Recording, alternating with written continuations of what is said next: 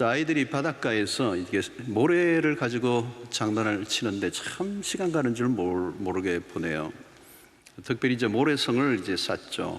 이게 아주 참 탄탄하게 이제 모래성을 쌓는데 그걸 샌드 캐슬이라고 그러죠. 잘 쌓았습니다. 그리고 아빠에게 자랑도 하고 막 이렇게 뿌듯한데 무슨 일이 일어납니까? 반드시 파도가 쳐요. 파도가 치면 한순간에 그냥 탁 그냥 그 정성을 들였던 모래성이 흔적도 없이 사라져 버립니다. 막 울죠. 정성을 다해서 모래성을 쌓았는데 허물어지니까 얼마나 안타깝습니까? 다시 또 이제 모래성을 또 쌓는데 또 파도에 의해서 무너집니다. 쌓고 무너지고 쌓고 무너지고 그러면서 아이가 발견을 해요. 아, 모래성은 이렇게 허물어지는 거구나. 그러면서 즐기기를 시작해요. 모래성을 꼭 내가 이렇게 견고하게 짓겠다. 그건 불가능하다는 걸 깨닫는 거죠. 그러면서 모래성은 무너진다. 이걸 깨닫는 겁니다. 자, 여러분, 우리가 인생을 살아가면서 이 아이가 어릴 때 체득한 것을 우리가 못 깨닫고 살 수 있습니다. 우리가 허물어질 수밖에 없는 모래성을 쌓고 있을 때가 많아요. 많은 사람들이 일평생 열심히 일을 합니다. 그럼 뭔가를 이루고자 합니다. 또 바쁘게 살죠. 스케줄이 꽉 차여 있고 그러다 보면 어떤 걸 성취하기도 합니다. 또 남들이 말할 때 성공이라고 말하기도 하죠. 그때 한번 질문해 보아야 되죠. 과연 이게 혹시 모래성은 아닌가 하는 거죠. 모래성은 아닌가. 내가 애써 이룬 것인데 한순간 흔적도 없이 사라지고 말 것은 아닌가 하는 거죠. 산산성의 예수님이 모래 위에 지은 집을 얘기했습니다. 한순간 이렇게 사라져 버리는 거거든요. 쌓아 올리는 데는 시간이 오래 걸리지만 무너진 것은 한순간입니다. 어떤 사람은 자기의 이름을, 명예를 내기 위해서 일평생을 살아요. 근데 누가 그걸 기억해 주냐고요. 아무도 기억해 주지 않아요. 아무리 유명해도 조금만 한 세대만 지나가면 몰라요. 아무도 몰라. 그런데 나는 거기에 생명을 걸었단 말이죠. 권력을 잡기 위해서, 명예를 쌓기 위해서, 성공을 위해서 막 했는데 아무도 기억해 주지 않는, 마치 모래에 이름을 새긴 것 같아요. 파도만 한번 지나가면 사라져 버릴 거. 아니, 자기 자식 때도 기억해 주지 않을 것을 누가 기억을 해 주겠습니까? 그런데 그 모래성을 인간이 쌓고 살아간다는 것입니다. 자, 오늘 본문에는 부자 이야기가 하나 나오는데요. 짧은 얘기지만 우리의 인생이 잘 담겨 있는, 그리고 교훈을 주는 메시지입니다. 한 사람이 예수님에게 찾아왔어요. 그런데 찾아온 이유가 부모의 유산 문제를 가지고 형제 간에 갈등이 있었던 것 같습니다. 13절에 보니까 무리 중에 한 사람이 이르되 선생님, 내 형을 명하여 유산을 나와 나누게 하소서 하니 그랬어요. 아마 형이 좀 더 많이 무리하게 가져가려고 했던 것 같아요. 그러니까 동생이 이거 좀 나누어 가시면 좋겠는데 이게 내 힘으로 안 되니까 좀 도와달라는 거죠. 왜 예수님에게 찾아왔는지를 알 수 없지만 여러분, 동서고금을 막론하고 이 유산의 문제는 2000년 전이나 지금도 동일합니다. 그죠? 형제 간에도 돈 문제가 끼면 당장 심각해집니다. 형제가 누굽니까, 여러분? 이 세상에 형제보다 더 가까운 혈육이 어디 있겠습니까? 그런데 그 형제 간이라도 돈의 문제가 끼어들면 심각해져요. 그러니까 우리의 삶이 참 부실합니다. 겉으로는 굉장히 이렇게 이렇게 연결되어 있고 좋아 보이는데 이 돈이 하나 탁 끼어들면 그 혈육의 형제도 이게 깨지는 거예요. 돈이 개입되면 무슨 일이 일어나는지 모릅니다. 예수님이 이제 이 사람이 찾아온 의중을 파악하시고 비유로 이제 얘기를 하세요. 그게 오늘의 얘기입니다. 16절에 보니까 또 비유로 그들에게 말하 이르시되 한 부자가 그 밭에 소출이 풍성하매, 부자가 등장하는데 그 밭에 소출이 풍성하다는 거, 풍작을 이뤘다는 거예요. 요즘 우리로 치면 대박이 난 거예요. 그냥 무슨 매장을 하나 열었는데 예상치를 넘어선 수익이 생긴 거예요. 보통 월 얼마, 이 계산이 훨씬 더 뛰어넘은 열매를 수입을 얻은 거죠. 요즘으로 치면 주식이나 뭐 어떤 뭐 부동산 투자나 뭐 이런 것들을 통해서든지 예상을 넘어선 돈이 들어온 거예요. 그게 소출이 풍성하다는 거예요. 여러분, 갑자기 예상치 않은 돈이, 큰 돈이 들어오면 사람이 얼떨떨해집니다. 여러분, 은행 계좌를 딱 봤는데 갑자기 공이 몇 개 더 붙은 거예요. 그러면 다시 세죠. 공이 진짜 맞나, 이게 맞나. 여러분, 우리에게 갑자기 큰 돈이 생기면 뭐 예를 들어서 뭐 1억이 갑자기 생겼다. 이게 꼭 들어올 돈이 아니니까 조금 더 높이죠. 10억 정도 돌았다. 그럼 여러분들이 어떤 생각을 해요? 그러면 갑자기 10억이 생겼다고 생각하면. 이게 오늘 17절을 보세요. 심중에 생각하여 이르되, 소출이 많아지니까 이 생각이 많아진 거예요. 심중에 생각하여 이르되 내가 곡식 쌓아둘 곳이 없으니 어찌할까, 이렇게 한 거예요. 부자의 고민이 생긴 겁니다. 갑자기 돈이 많이 생기면 고민이 생겨요. 어떻게 하지? 이걸 뭘 하지? 자, 여러분들이 10억이 생겼다면 뭐 할 것 같아요? 지금 뭐 자유니까, 여러분들 그 생각으로 자유하는 거야. 꼭 뭐 생긴다는 건 아니니까 여러분들이 한번 생각해 보세요. 내가 지금 10억이 생기면 뭐 하겠다? 아이스크림 사 먹겠다, 그런 건 아니죠, 그죠? 애들 같으면 뭐 애들은 10억이 말이 안 되는 거고, 하여튼 어른 같으면 뭐 땅을 사겠다, 뭐 자동차를 바꾸겠다, 아니면 뭐 아파트를 바꾸겠다, 뭐 등등 뭐 자유롭게 생각할 수 있겠죠. 자, 그 부자가 결정한 것은 더 큰 창고를 짓기로 한 겁니다. 18절에 보니까 또 이르되 내가 이렇게 하리라, 내 곡간을 헐고 있던 창고를 헐어버리고 더 크게 짓고 내 모든 곡식과 물건을 거기 쌓아두리라. 자, 여러분, 여기에 보면 더 크게 곡간을 짓겠다는 겁니다. 더 크게라는 말이죠. big 아니면 great 아니면 mega, 요즘 메가라는 단어를 많이 썼는데 크게, 그죠? 그러니까 자신이 가진 늘어난 재산을 관리하기 위해서 창고를 확장한 것은 나쁘지 않아요. 여기에서 뭐 크게 지적할 것은 없습니다. 어떻게 보면 당연해 보여. 뭐 자기의 재산을 관리하는 거니까. 자, 그런데 그 다음에 나오는 구절을 보십시오. 19절에 또 내가 내 영혼에 이르되 영혼아, 여러 해 쓸 물건을 많이 쌓아뒀으니 평안히 쉬고 먹고 마시고 즐거워하자 하리라 하되, 그랬어요. 자, 창고를 크게 짓고 난 다음에 행동입니다. 편안히 쉬고 먹고 마시고 즐기자.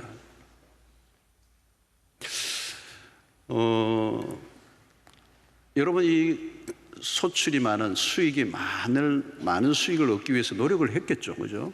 자기 나름대로 노력을 했겠죠. 우리 그런 여행 브로셔에 그런 문구가 있잖아요. 수고한 당신 떠나라.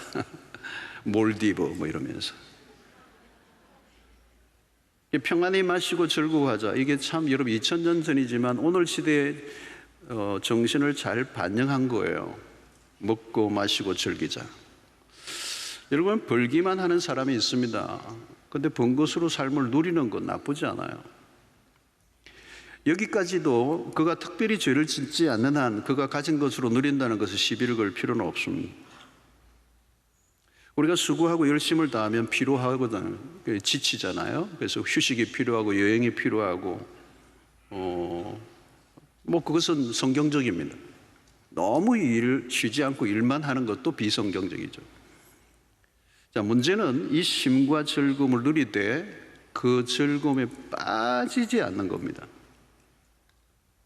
누림으로 얻는 즐거움은 한계가 있습니다.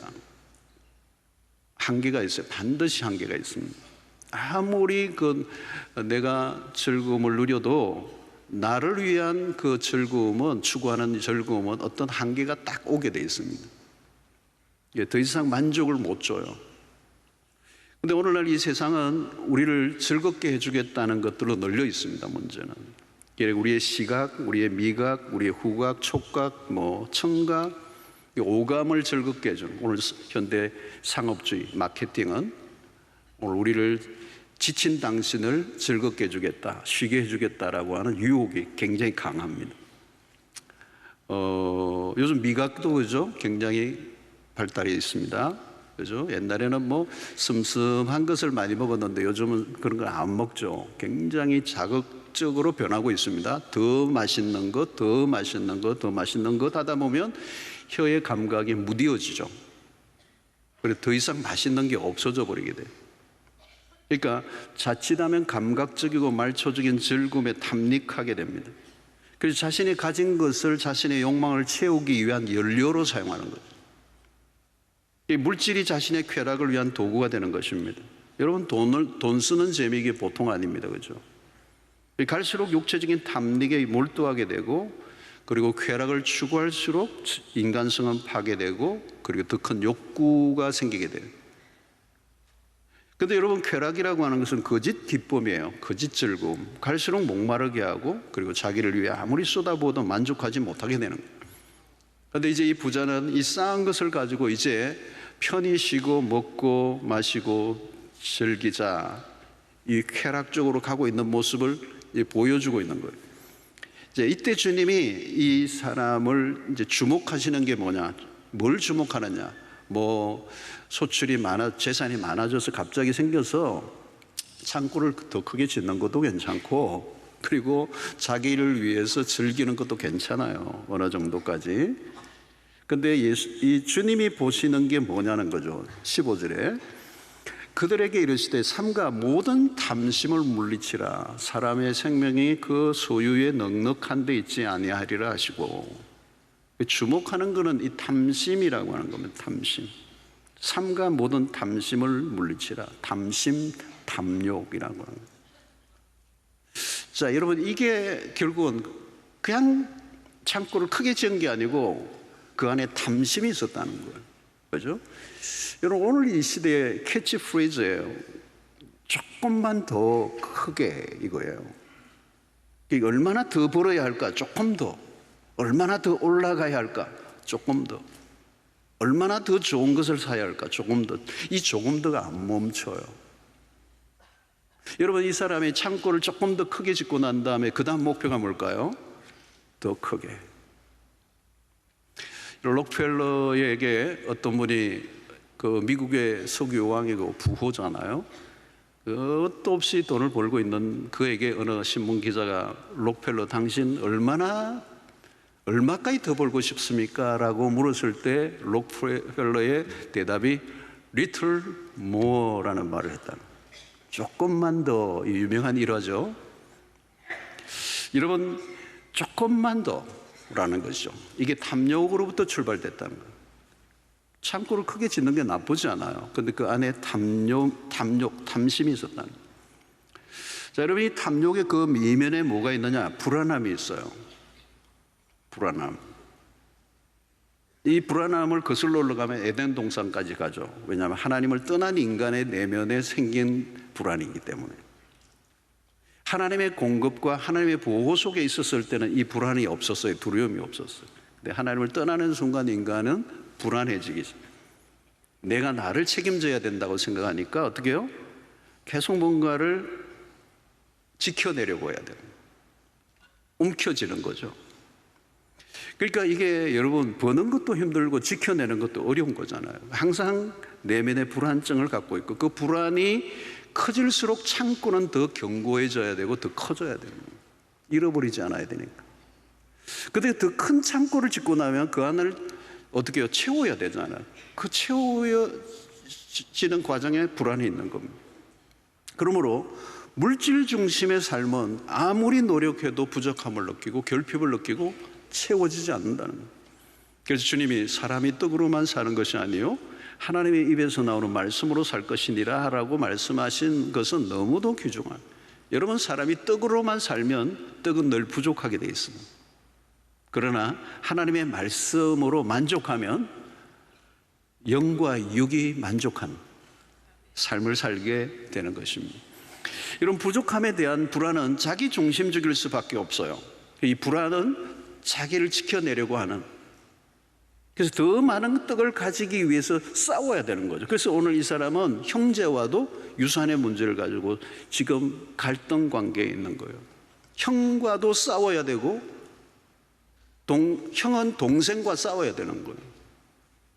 근데 여러분, 이게 형제와의 싸움으로 끝날까요? 부모와의 관계도 연결이 되는 거예요. 요즘 여러분 유산 문제가 생기면 형제의 문제가 생기지 않아요. 부모와의 문제가 생겨요. 법정으로 가면 자식의 권리를 주장하면 부모도 이렇게 여러 가지 법적으로 어려움을 겪게 돼요. 그러니까 이게 이제 만만치 않은 거예요. 그러면 가족이 아닌 다른 사람은 말할 것도 없죠. 싸우는 정도가 아니죠. 죽이는 거죠. 그래서 주님은 왜 이 탐심을 물리치라고 하셨느냐? 사람의 생명이 그 소유에 넉넉한 데 있지 않기 때문이다. 여기 에릭 프롬의 유명한 소유냐 존재냐라고 하는 주제가 나오는 거예요. 소유로 존재가 결정되지 않는다. 당신이 얼마나 가졌느냐가 아니고 당신이 누구인가가 중요하다. 가진 것 자체보다 가진 것이 그 인생의 목적과 어떻게 연결되어 있느냐, 이게 중요하다는 거예요. 그런데 이 존재가 불안할수록 계속 탐심이 일어나고 그 탐심을 스스로 극복하는 것은 불가능하다는 거예요. 왜? 존재의 넉넉함을 확보해야 되는데 이 존재의 넉넉함을 확보하는 일이 세상의 사람들에게는 거의 불가능한 일이기 때문에 그렇습니다. 자, 여러분, 하나님이 오늘 끊임없이 모으고자 하는 더 크게 자기의 탐심에 끝까지 가고 있는 그 부자를 향하여 주님이 말씀하시는 게 뭐냐? 오늘 20절의 말씀이에요. 하나님은 이러시되 어리석은 자여, 오늘 밤에 내 영혼을 도로 찾으리니 그러면 내 준비한 것이 누구의 것이 되겠느냐 하셨으니. 어리석은 자여, 뭐가 어리석다는 거예요? 오늘 밤에 내 영혼을 도로 찾으리니, 다시 말하면 인간의 유한성을 모르고 있는 인간, 탐욕에 빠져 있어서 내가 내일 죽을지 모레 죽을지 모르는데 오늘 내가 가지고 있는 것에 탐닉하고 빠져 있는 어리석은 자요. 그래서 오늘 여기에 뭐라고 그래요? 오늘 밤에 내 영혼을 도로 찾으리니. Tonight, 오늘. 여러분, 왜 이 말은 뭐예요? 너 오늘 밤 끝났어, 이 말이에요. 왜 끝났죠? 불을 대하는 너의 태도에 있어서 하나님의 평가가 끝났다는 얘기예요. 더 이상 너는 이 불을 가지고 있어야 될 이유가 없어, 이 얘기예요. 자, 여러분, 오늘 밤에 내 영혼을 찾으리니, 이 말은 뭐예요? 심각한 거죠, 여러분. 갑자기 죽음이 찾아온다는 거예요. 부자가 전혀 예상하지 않았던 게 하나 있어요. 그게 죽음이라고 하는 거예요. 자기는 창고를 더 크게 짓고 더 크게 짓고 그리고 그걸 가지고 이제 쌓았으니 이제 편히 쉬고 먹고 마시고 즐기자 하고 있는데 그가 꿈에도 생각하지 않은 게 하나 있어요. 죽음이라고 하는 거예요. 오늘 밤 내 영혼을 도로 찾으리니. 여러분, 오늘 밤 내 영혼을 도로 찾는다는 말은 생명은 우리에게 있지 않는, 우리 게 아니에요. 하나님의 것이고 하나님이 돌려가시면 리턴하면 가는 거예요. 성도 여러분, 죽음은 멀리 있지 않습니다. 오늘 밤에도 누구에게도 가능한 게 죽음입니다. 우리는 누구도 내일을 알지 못해요. 죽는 날은 이미 정해 있어요. 다만 그 날을 내가 모를 뿐이에요. 여러분, 인생은 짧습니다. 나에게 남은 시간이 얼마인지는 아무도 모릅니다. 여러분, 인정하고 싶지 않지만 죽음은 갑자기 닥칩니다. 생명의 유한성이죠. 생명이 끝나면 내가 가지고 있는 것도 끝입니다. 내가 아무리 지키려고 해도 지킬 수가 없어요. 죽음은 나와 관련된 모든 것으로부터 불립니다. 부도, 명예도, 권력, 모든 게 나로부터 떠납니다. 내가 죽는 순간 내가 가지고 있던 것이 누구의 것이 되겠느냐, 이렇게 묻는 거죠. 어리석은 부자처럼 살면 갑자기 찾아온 죽음에 당황하게 된다는 것입니다. 그러면서 주님이 하신 말씀은 우리에게 매우 묵직한 말씀이 23절이에요. 목숨이 음식보다 중하고 몸이 의복보다 중하니라. 무엇이 더 중요한가를 물으시는 거예요. 음식이 목숨보다 귀중하지 않다. 그런데 사람들은 왜요? 먹는 것에 목숨을 걸어요. 여러분, 사람들이 먹고 마시는 것에 탐닉하는 이유는 뭘까요? 오늘 이 세상에 펼쳐지는 모든 문화들 안에서 뭘 봅니까? 몸에 집착하고 있죠, 여러분. 몸을 우상화합니다. 이걸 먹으면 좋고 저걸 먹으면 뭐가 좋고. 그러면 여러분 그 몸은 결국은 죽는 몸이죠. 몸에 집착할수록 죽음에 대한 두려움이 더 커집니다. 그것이 살아가는 동안의 전부인 것처럼 보이기 때문에 거기에 집착을 하게 되죠. 여러분 목숨이 음식보다 귀중하다는 걸 알아야 음식의 의미도 새로워지는 겁니다. 우리는 죽어요. 사람들은 늙지 않으려고, 죽지 않으려고 몸부림치지만 그래도 죽습니다. 어떻게 해야 되죠? 좋은 죽음을 준비해야 합니다. 왜? 누구에게는 오니까 그 좋은 죽음을 준비해야 되는데 그 준비하는 사람이 어떻게 준비를 해야 되는가 하는 것을 오늘 주님은 우리에게 말씀하시는 겁니다. 그래서 오늘 핵심적 구조는 21절에 있어요. 재물에 대한 우리의 태도. 자기를 위하여 재물을 쌓아두고 하나님께 대하여 부유하지 못한 자가 이와 같으니라. 그러니까 두 가지를 얘기하는 겁니다. 첫 번째는 부자는 자기를 위해 부를 쌓았다는 겁니다. 여러분 쌓는 게 문제가 되는 게 아닙니다. 문제는 왜 쌓느냐는 거예요. 부자는 자기를 위해 부를 쌓았다는 거예요.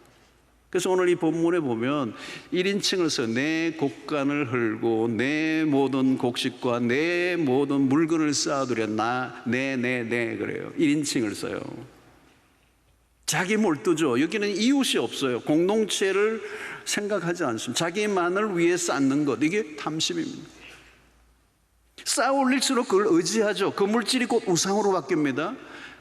하나님으로부터 마음이 점점 멀어져요. 마음이 교만하여지고 하나님이 안중이 없습니다. 여러분 신앙을 가지고 살던 사람도 물질이 갑자기 많아지면요 변질이 일어나요. 사람이 얼굴이 싹 바뀌어요. 전 봤어요. 와, 사람이 휙 가버려요. 하나님이 안 보여요. 돈은 눈에 보이는 강력한 신입니다. 부자는 자기를 위해 계속 쌓는 거죠. 여러분 가진 건 뭘까요? 책임입니다. 여러분 많이 가진 건 부담스러운 거예요. 저는 우리 수영로에 와서 사역을 할 때 부담스럽더라고요. 이 교회가 크면 부담스러운 거예요. 왜? 책임이거든요. 이 민족과 국가 역사와 교계와 한국교회 안에 세계교회 안에 책임이거든요. 크다는 건 굉장히 책임이에요. 많이 가졌다는 걸 책임이에요. 부담스러운 거예요. 부담스러운 거. 그동안 나누려고 애를 썼지만 태보족이에요. 여러분 하나님은 책임을 물으시는 거거든요. 많이 받았다고 좋아할 일이 절대 아니에요. 그건 책임이에요. 평가를 받아야 돼요. 빌 게이츠가 거의 99%인가 다 내 때문에요. 자기가 부자로 죽지 않기를 원한다. 그게 자기의 소원이잖아요. 부자로 죽는 것은 수치로운 일이다. 이 얘기를 하는 거잖아요. 미국의 이 청교도의 신앙 안에서 나온 유산에서만 가능한 얘기잖아요. 여러분 물질의 특성이 뭡니까? 유동성입니다. 파도 같아요. 왔다 갔다 그냥.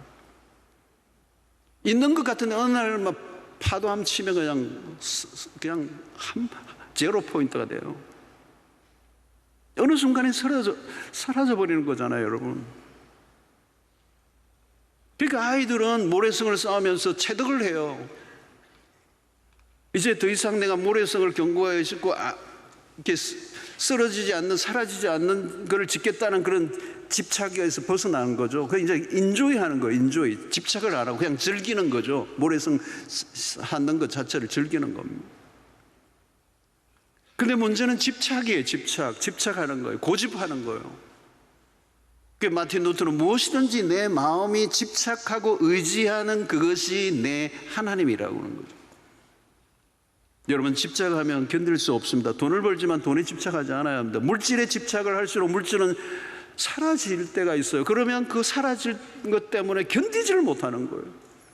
여러분 물질을 전부로 보고 산 사람은, 돈이 전부라고 믿고 사는 사람은 돈을 잃어버리면 인생 전체가 날아가 버리잖아요. 그러나 돈이 전부라고 믿는 게 아니고 돈은 내 삶의 일부라고 생각하고 살았던 사람은 돈을 잃어버려도 내 삶의 일부가 빼앗긴 것이니까 내 인생을 그게 다 매달지 않았기 때문에 밤잠 못 자고 정신병에 걸리고 그럴 일이 없어요. 파도처럼 왔다 갔다 하는 거잖아요. 돈이잖아요. 돈. 그래서 돈다. 그래서 돈이잖아요.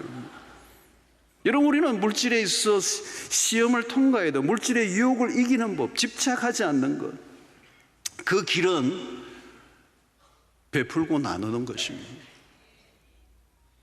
사도행전 20장 35절 말씀, 범사에 여러분에게 모본을 보여준 바와 같이 수고하여 약한 사람들을 돕고 또 주 예수께서 친히 말씀하신 바 주는 것이 받는 것보다 복이 있다 하심을 기억하여야 할지니라. 여러분, 이 구절을 여러분들 좀 잘 붙들었으면 좋겠어요. 여러분, 주님이 친히 말씀하세요. 주는 게 받는 것보다 복이 있다는 거. 이게 이해가 되시고 받아들여지십니까? 주는 게 복이 있대요, 받는 것보다. 우리는 거꾸로 생각해요. 받는 게 복이 있지. 그러니까 내 복 받아라, 복 받아라, 복 받아라, 복 받아라. 여러분, 오늘 성경은 분명해요. 주는 것이 받는 것보다 복이 있다. 그렇지 않아요, 여러분? 줄 수 있는 것이 얼마나 복된 거예요. 줄 게 있어도 줄 수 있는 마음이 있다는 게 이게 얼마나 복된 거예요. 못 줘요. 많이 가졌다고 못 나눠줘요. 가졌다고 나눠주는 거, 그런 게 없어요. 가질수록 더 집착해요. 그러니까 여러분, 집착하면 나눌 수 없습니다. 가진 것을 살짝 붙잡고 있어야 돼요. 여러분, 내가 이걸 꽉 붙잡고 있으면요, 누가 가지고 가려고 하면 막 씨름을 해야 되고 싸움을 해야 되잖아요. 막 다투어야 되잖아요. 근데 우리는 그렇게 살면 안 돼요, 여러분. 살 잡고 있어야 돼요. 너무 안 잡으면 떨어지죠. 그러니까 내가 소유하고 있으니까 잡아야죠. 근데 살 잡으라고요. 그래서 누가 달라고 그러면 그냥 빠져나가야 돼요. 그러니까 그도처럼 살짝 거치고 있는 거예요. 물질도 하나님이 나에게 필요한 때에 나에게 주신 거고, 더 필요한 사람에게는 주라고 나에게 맡기신 거니까 살짝 잡고 있는 거예요. 하여튼 이런 설교는 은혜가 안 될 가능성이 있어요. 예. 뭐 나도 지금 부족한데 뭘 자꾸 주라고 그러냐. 오늘 제가 2부 설교하면서 그걸 느꼈어요. 제가 복 받아라 하면 좋은데 이 주라는 게 이게 잘 안 돼요. 여러분 삶의 차이는 근데 여기서 납니다. 여기서 결판 납니다. 주는 자인가, 끊임없이 더 가지려고 하는 자인가, 여기에서 인생의 결정이 납니다. 여기서 행불행의 결정이 납니다. 우리의 인생을 가르는 엄청난 원리가 여기에 있습니다. 여러분, 하나님이 누구를 계속 축복하실까요, 여러분? 여러분, 아이에게 용돈을 주면 부모가 봐요. 어디에 쓰는가. 그냥 막 게임하고 뭐 돈 받고 이상한 데 하면 돈 줄 수 없어. 신뢰할 수 없잖아요. 이상한 데로 흘러가니까. 근데 어떤 아이는 좋은 데를 자꾸 써. 친구들도 없고 너무 좋은 일을 해. 그럼 부모가 그 아이를 신뢰하죠. 줄 수밖에 없어요. 그러니까 하나님이 누구를 통하여 흘려보내기를 원하시느냐는 거예요. 가면 자기를 위해서 모든 걸 다 쏟아버려. 그럼 하나님이 여러분 어떻게 주시겠어요, 여러분? 여러분, 오늘 우리는 자기에게 집착하는 게, 이게 탐심입니다. 탐심은 자기 몰두예요. 자기 탐닉이에요. 자기에게 모든 걸 다 투자해요. 그러니까 남에게 줄 게 없어요. 그러니까 교회도 큰 교회가 되면 우리 쓰는 거는 줄이고 나누는 걸 베풀어요. 우리 교회는 이웃교회를 섬기는 걸 굉장히 많이 합니다. 그러니까 남들이 그거를 이렇게 돕는 영역이 안 도우니까 도울 수 있는 사람이 도와야죠. 여러분, 우리가 몸도요, 어느 정도로 나를 이렇게 케어해 줘야 되죠. 몸을 막 망가뜨리면 안 되잖아요, 여러분. 관리해 줘야 돼요. 저도 요즘 몸 관리를 좀 하고 있어서 4kg를 뺐어요, 제가 최근에. 그러니까 근데 돈 안 들이고 하는 방법을 해야 돼요. 그리고 언제나 할 수 있는 거, 그 러닝머신 내 방에서 하는 거. 그런데 여러분, 자기에게 관리를 하다 보면 돈을 막 쏟아부을 수 있어요. 요즘 보니까 운동하려면 돈이 있어야 된대. 네. 여러분, 그러면 어떻게 해요? 끝도 없어요, 여러분. 끝도 없어요.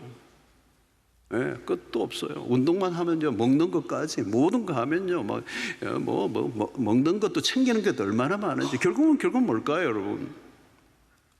자기 몸을, 여러분, 미성숙한 몸은요, 미성숙한 사람은 자기 몸만 가꾸는 거예요. 그러니까 탐심은 자기 애로 연결되는 겁니다. 자기의 행복을 추구하는 것에 전부를 거는 거. 그래서 그 행복을 누가 침해하는 공격적인 태도로 돌변하는 거. 여러분, 그 인생이 복된 인생이 될 수 있겠습니까? 여러분, 돈의 흐름을 봐야 신앙심이 보이는 겁니다. 하나님은 우리의 돈의 흐름을 꿰뚫어 보고 계십니다. 여러분, 이 은행에서 온 그 명세서를 잘 보면 내 신앙의 흐름이 보여요. 내가 어디로 가고 있는가? 내 인생의 결말이 어디로 갈 건가? 돈이 자기에게만 흐르고 있느냐, 아니면 이웃에게 흐르고 있는가? 여러분, 물질을 어디로 흘려보냅니까? 여러분, 나누는 삶은, 오늘 성경이 말하는 나누는 건요, 일회성이나 즉흥적이나 이런 게 아니에요. 계획을 세우고요, 주기적이고 체계적이고 지속적이어야 돼요. 우리 교회 성도들 가운데 진짜 귀한 분들이 많이 계신 게 참 감사해요.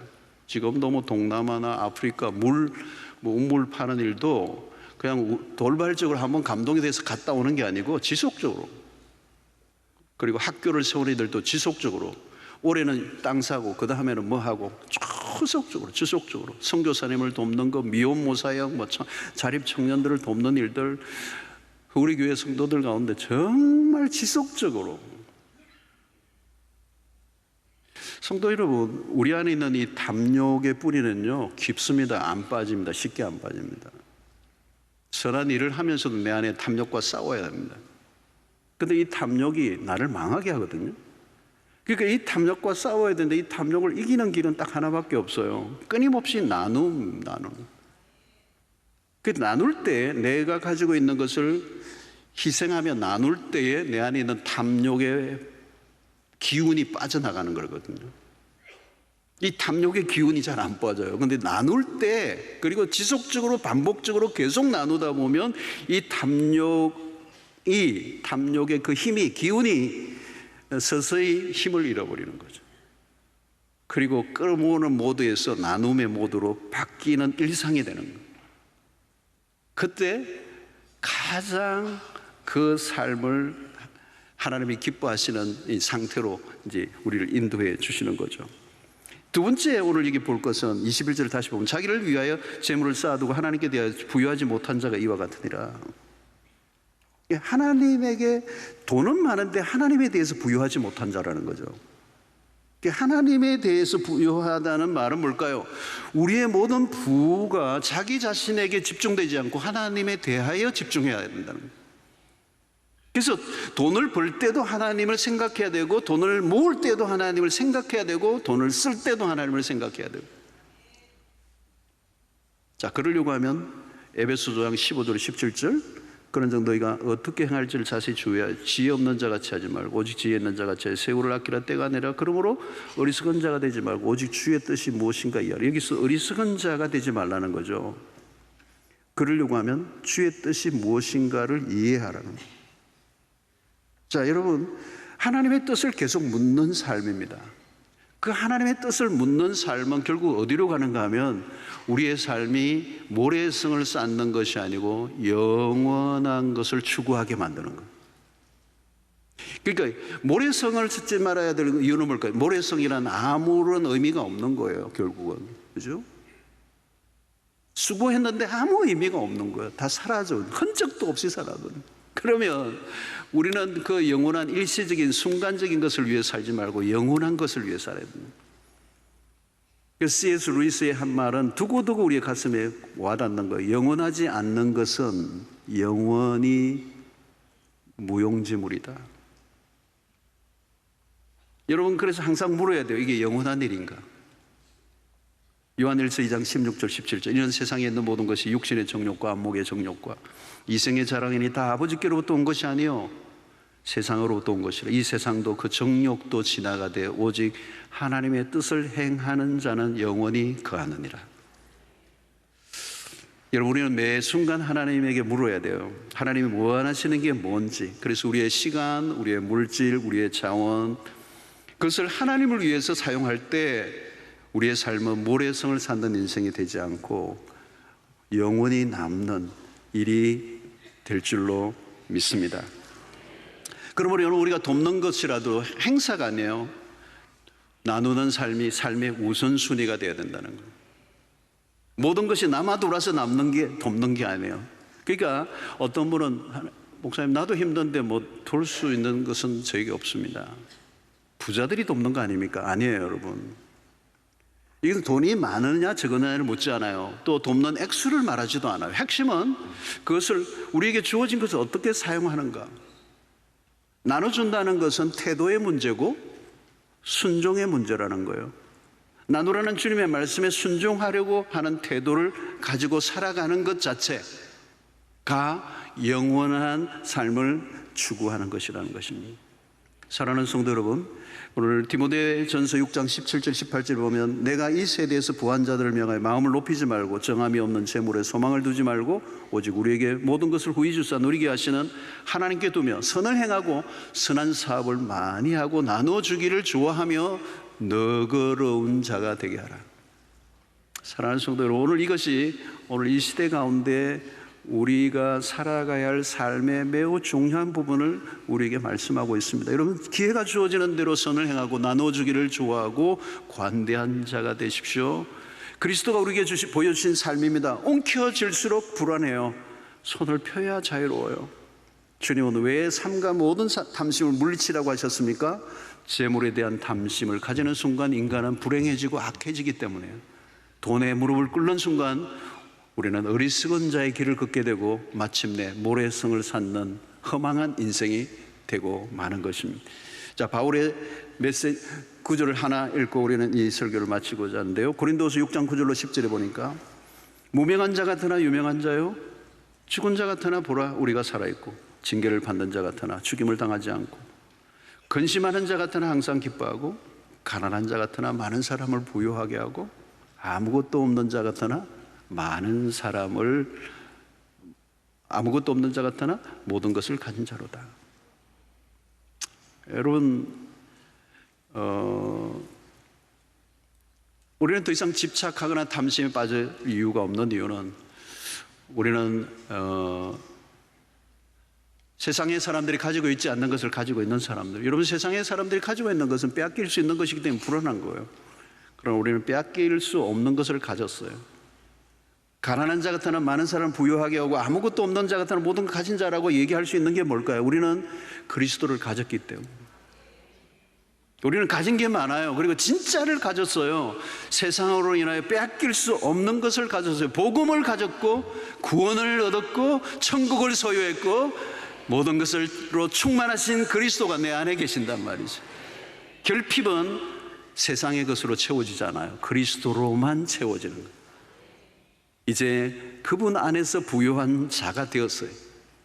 그렇다면 이제 더 이상 영원하지 않는 것에 집착하지 않고 영원한 것을 바라보고 하늘의 소망을 두고 우리에게 주어진 것을 하나님을 위해 투자하는 인생, 이것은 사람을 살리는 일, 복음을 전하는 일, 사람들을 생명을 일으키는 일에 우리의 삶을 드리고 우리에게 주어진 것을 나누고 베풀고 섬기고 끊임없이 주는 삶을 살고자 애를 쓸 때 하나님 우리의 인생에 많은 것들을 풀어주시고 열어주시는 은혜가 있게 될 줄로 믿습니다. 내가 움켜쥐고 쌓으려고 하면 사실은 없어져요. 죽음이 한순간에 다가오면 아무것도 남지 않는 모래성이 되고 맙니다. 그러나 하나님께서 나에게 주신 그 은혜 안에서 부유한 자로 살아 하나님께 대하여 부유하고 연약한 이웃들을 위해서 기꺼이 여러분들의 있는 것들을 내어놓고 섬길 때 하나님의 나라가 더 커지고 여러분들의 삶은 더 부유해지고 주는 자가 받는 자보다 복이 있다는 게 뭔가를 삶에 구체적으로 경험하는 그 천국의 원리가 여러분들에게 섭득되고 실현되고 그 증거를 경험하는 은혜가 있게 되기를 축원합니다. 여러분, 이것은 이론으로만 생각해서는 안 돼요. 실행해 보아야만, 행동해 보아야만 경험할 수 있는 하나님의 원리들이기 때문에 끊임없이 여러분들에게 있는 이 물질의 탐심, 애착, 집착을 내려놓고 주의 나라를 위해서 내놓고 섬기고 베푸는 일에 적극적으로 힘을 쓰시면 하나님이 여러분들의 인생 가운데 얼마나 놀랍게 부어주시는지를 경험하는 은혜가 있게 되기를 축원합니다. 저는 호주에서부터 목회를 베푸는 삶이었어요. 흘려보내는, 제 목회의 핵심 가운데는 오버플로우라는, 흘러넘치게 하라는 거예요. 하나의 예를 들면 저는 대양주에 있는 목회자들을 섬기는, 너무너무 고생하는 목회, 저는 그 당시 개척한 목사예요. 그리고 교회도 크지 않았어요. 500명밖에 안 되는 그 정도인데도 불구하고 빠르게 성장을 해주신 하나님께 은혜 감사하고, 주변의 목회자들을 섬기기 위해서 어마어마한 대가를 지불하고 한 10년 섬겼더니요, 호주에서 제일 큰 교회가 되었어요. 베푸니까 베풀도록 하나님이 복을 주시는 거예요. 나눌수록 하나님이 더 나누도록 복을 주시는 은혜. 이 은혜를 우리 성도 모두가 누리게 되기를 축원합니다. 움켜쥐면 사라져요. 모래성이에요. 한순간이에요. 아무것도 내가 내 것이라고 주장할 수 없도록 오늘 밤에 내 영혼을 도로 취하리니 끝나는 거예요. 탐심, 집착, 끊임없는 자기 중심적 탐닉에서 벗어나 여러분들의 있는 것을 해체하고 나누고 베풀기로 힘쓰면 복의 통로로 아낌없이 하나님이 여러분들의 생애를 사용하게 해 주실 줄로 믿습니다. 하나님 감사합니다. 오늘 우리에게 주신 말씀을 붙잡고 믿음으로 적용하고 실행하고 순종하여 이 말씀의 복을 누리게 하여 주시옵소서. 예수님의 이름으로 기도하옵나이다. 아멘.